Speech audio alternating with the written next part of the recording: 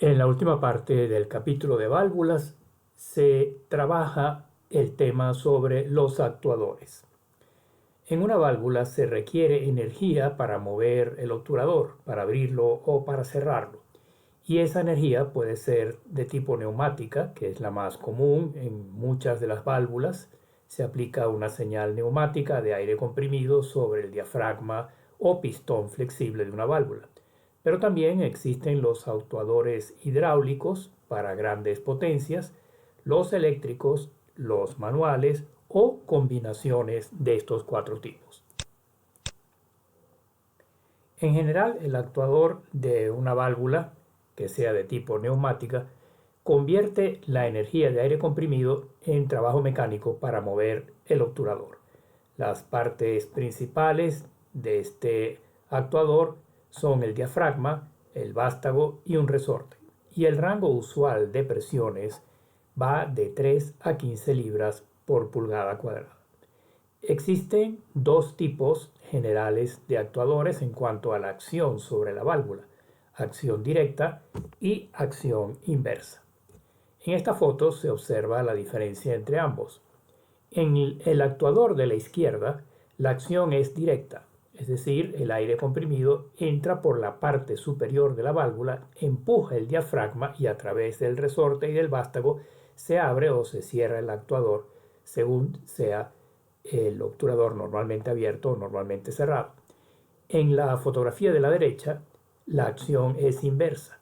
En este caso, el aire comprimido entra por esta parte inferior lateral de la válvula y en este caso, por ejemplo, si la válvula aquí está normalmente cerrada y el diafragma está hacia abajo, el aire empujaría el diafragma hacia arriba para que a través del vástago y el resorte se abra el correspondiente obturador. En el caso de las válvulas neumáticas cuyo obturador es necesario abrirlo o cerrado con mayor energía, se utiliza frecuentemente en lugar del diafragma un pistón. Esta es una foto general de un actuador basado en pistón. Tiene sus sellos.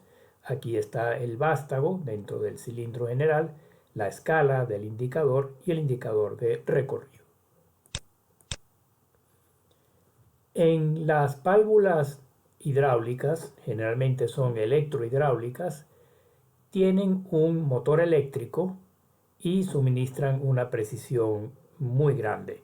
Estas válvulas generalmente son de gran potencia, son válvulas grandes y se utiliza el motor eléctrico y la unidad hidráulica con su bomba y pistón en una unidad autocontenida que está en una carcasa impermeable y por lo general a prueba de explosión, como se observa aquí en la figura de la derecha. Otro tipo de actuador es el manual. Como el nombre lo indica, el actuador manual requiere la acción de un operador, bien sea con sus manos o a través de una palanca. Aquí se observan dos ejemplos de válvulas con obturadores manuales, una válvula de movimiento lineal aquí a la izquierda y una de movimiento rotatorio a la derecha. Además del actuador, existen otros accesorios importantes en las válvulas, como por ejemplo el posicionador. El posicionador es un equipo que traduce la señal que viene de un controlador, bien sea eléctrica o neumático, en un determinado recorrido de la válvula, lo cual le garantiza una gran precisión. Existe el posicionador neumático, que recibe por lo general una señal estándar de 3 a 15 libras por pulgada cuadrada, y existe el posicionador analógico, que convierte una señal de corriente, por lo general 420 mA, en una señal de presión de 3 a 15 libras. Y por último, el posicionador digital, el más moderno, usado cada vez más en la industria, en donde la señal eléctrica es digital y puede venir, como generalmente ocurre, a través de una red industrial, una red Ethernet industrial, protocolo HART, Modbus, Profibus, Fieldbus, etc. La constitución del posicionador como equipo auxiliar se observa en esta fotografía. Se tiene una entrada de la señal que viene del controlador aquí en la parte superior, 3 a 15 libras por pulgada cuadrada, modulada por este fuelle. Luego viene un pivote y luego un mecanismo tobera obturador que deja pasar más o menos cantidad de aire y de acuerdo a la presión que se forma en la cápsula, la válvula va a responder cerrando o abriendo en la medida en que se desea. Aquí se observa en esta fotografía un esquema un poco más detallado de la operación básica de un posicionador. En el lado izquierdo, en color verde, está la señal de entrada de aire comprimido a través de un fuelle y aquí está el mecanismo tobera obturador. Esta lámina negra vertical es el obturador y esta boquilla aquí en la parte azul final es la tobera. A medida que la tobera se acerca al obturador, la presión en la válvula, en la cápsula aquí en color rojo, aumenta y por lo tanto el diafragma se mueve, por ejemplo en este caso cerrando la válvula. Existe una realimentación mecánica a través de esta leva y de este varillaje de realimentación que regula la posición deseada entre la tobera y el obturador. La señal de entrada mueve el obturador, a su vez este mueve el vástago de la válvula. Al cerrarse el obturador aumenta la presión en la válvula de relé y la válvula cierra, por ejemplo en este caso. Al abrirse el obturador disminuye la presión porque puede escapar aire y en el caso de esta válvula, la válvula abre. Aquí en una simple animación con dos láminas se puede observar el funcionamiento de este tipo de posicionador. En esta primera lámina, la señal de entrada emite una presión suficientemente grande como para que el obturador y la tobera estén prácticamente cerrados. La parte roja es aire que empuja el diafragma hacia abajo y por lo tanto el vástago de la válvula, y si la válvula es normalmente abierta, en este caso estaría cerrada. En la siguiente lámina se tiene la situación contraria. El obturador está totalmente abierto, el aire escapa de la válvula relé y por lo tanto el diafragma sube. Aquí se observa en cámara lenta las dos posiciones extremas, aquí cuando el obturador está totalmente cerrado con respecto al vástago y aquí cuando el obturador con respecto a la tobera está totalmente abierto. El posicionador se puede usar en muchos casos y es sumamente útil sobre todo cuando se requiere precisiones grandes en la apertura o cierre de la válvula. Por ejemplo, para presiones diferenciales de más de 200 psi, donde la válvula se podría volver algo inestable, el posicionador compensa esa inestabilidad. Cuando la válvula también está sometida a roces considerables, el posicionador es una buena consideración. Cuando se desea cambiar la característica de la válvula, por ejemplo, de rápida a isoporcentual, etc., se puede hacer a través del posicionador.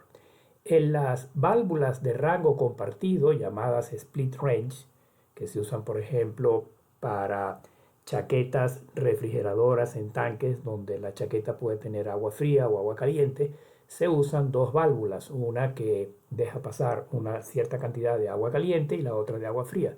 Por eso se llama rango compartido. Según la temperatura deseada, se puede ajustar la apertura de ambas válvulas en forma bastante precisa con la ayuda de un posicionador. Para aumentar la velocidad de respuesta de la válvula, revertir la acción directa, inversa o viceversa, aumentar la capacidad de cierre, controlar actuadores de pistón que no tengan resortes, válvulas rotativas de 3 vías y en general para válvulas mayores de 4 pulgadas se justifica el uso de los posicionadores. En esta foto se observan dos posicionadores de tipo electrónico para dos válvulas convencionales. En el de la izquierda, por ejemplo, se observa este tubo aquí arriba que va a la entrada de la válvula. Aquí está la cápsula con el diafragma y esto viene de aquí del posicionador electrónico, generalmente con disponibilidad para conectarse a una red industrial. Los criterios de selección de una válvula son importantes y por lo general hay que tomar en cuenta 5 criterios. Primero, con respecto al fluido, con respecto a la presión a utilizar, conexiones con respecto a la válvula misma y con respecto a la instrumentación que está alrededor de la válvula. Con respecto al fluido, para seleccionar adecuadamente una válvula de control debe tomarse en cuenta el tipo, temperatura, viscosidad y densidad o gravedad específica del fluido a utilizar. Con respecto a las conexiones, el tamaño de la tubería, tanto de entrada como salida, y el tipo de conexión. Con respecto a la presión de entrada y salida es un dato importante, la caída de presión en condiciones normales o al cierre y el nivel de ruido. Con respecto a la válvula misma, el material del cuerpo, la acción de la válvula en caso de falla, abre, cierra, se mantiene, el tipo de cuerpo y de obturador y los accesorios posibles a utilizar. Con respecto a la instrumentación, el suministro de aire disponible en caso de válvulas neumáticas, las señales de instrumentación en caso de válvulas con posicionadores electrónicos y la posibilidad de conexión remota o inclusive inalámbrica. En el proceso de selección de una válvula se tienen estos criterios a seguir. Primero, determinar las condiciones de servicio, presión, caídas, flujo, temperaturas, propiedades del fluido, clase de presión ANSI para el cuerpo, el coeficiente de flujo preliminar requerido, el tipo de guarnición que va a depender del ruido y de la posibilidad de cavitación, el tamaño y cuerpo de la guarnición, el material en que está hecho la guarnición, con sus opciones, por ejemplo, las jaulas y las opciones al cierre de la válvula. Los siguientes lineamientos son muy generales y aplican para seleccionar una válvula, pero ténganse en cuenta que esto es algo sumamente general. Por ejemplo, válvulas de globo para tuberías de hasta 3 pulgadas, válvulas con obturador excéntrico, tuberías entre 3 y 6 pulgadas, son los más adecuados, válvulas mariposa y algunas de obturador excéntrico para tuberías grandes de diámetros hasta 12 y más pulgadas, y para tuberías mayores de 12 pulgadas por lo general se utiliza la válvula mariposa. Para la mayoría de las aplicaciones on-off, las válvulas más adecuadas son las de bola, diafragma y mariposa. Para finalizar, como siempre, un ejemplo de una válvula comercial, en este caso una válvula de globo modelo 24000C de Fisher, abajo a la derecha la fotografía, y las características según su hoja de datos. Tamaños de 0,5 a 2 pulgadas, conexión CL150RF, material del cuerpo acero al carbón, clasificación ANSI CL150 como se vio en las tablas en la parte teórica, material de la guarnición 316 acero inoxidable, característica instalada isoporcentual a lineal, fuga del asiento según la clasificación vista también en la parte teórica, clases 4 o 6. Coeficiente de flujo según la definición dada, 0,2 a 50, tipo de tapa roscada estándar y rango de temperatura menos 29 a 232 grados centígrados.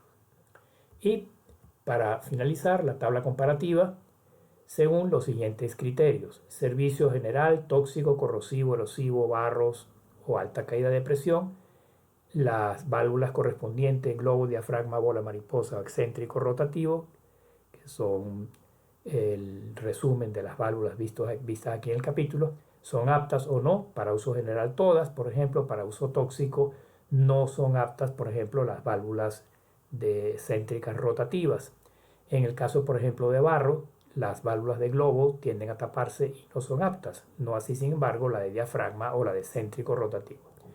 Luego, respecto al tamaño, también son lineamientos sumamente generales. Por ejemplo, la válvula de globo y mariposa pueden llegar a tener más de 30 pulgadas de diámetro. Sin embargo, por ejemplo, en el otro extremo, las de excéntrico rotativo rara vez más de 12 pulgadas. Y con respecto a los rangos de presión, ahí están determinados por la norma ANSI. La última lámina, y con esto se termina el capítulo, los criterios ahora según la característica, isoporcentual, lineal o apertura rápida, el rango de temperatura, el rangeability, la constante CB, la aplicable a evaporación o a cavitación. Como se dijo a lo largo del curso, la válvula mariposa, por ejemplo, y la válvula de bola, que son dos válvulas de tipo rotativas, son bastante sensibles y al fenómeno de cavitación. Hay que tener cuidado en su aplicación, sobre todo en tener en presente cuál es la diferencia de presiones entre entrada y salida a la cual va a estar sometida este tipo de válvula. Sin embargo, las válvulas de globo son las más aptas y menos sensibles a esos fenómenos de evaporación y de cavitación. Como siempre, estos datos de estas tablas comparativas son sumamente generales y hay que tener en cuenta que fabricantes pueden sacar al mercado válvulas en las cuales las características no van a coincidir con los criterios generales representados aquí en estas dos tablas finales del capítulo. Y con ello finaliza el tema sobre actuadores tipo válvula y también finaliza el curso o el material audiovisual correspondiente al curso de instrumentación industrial.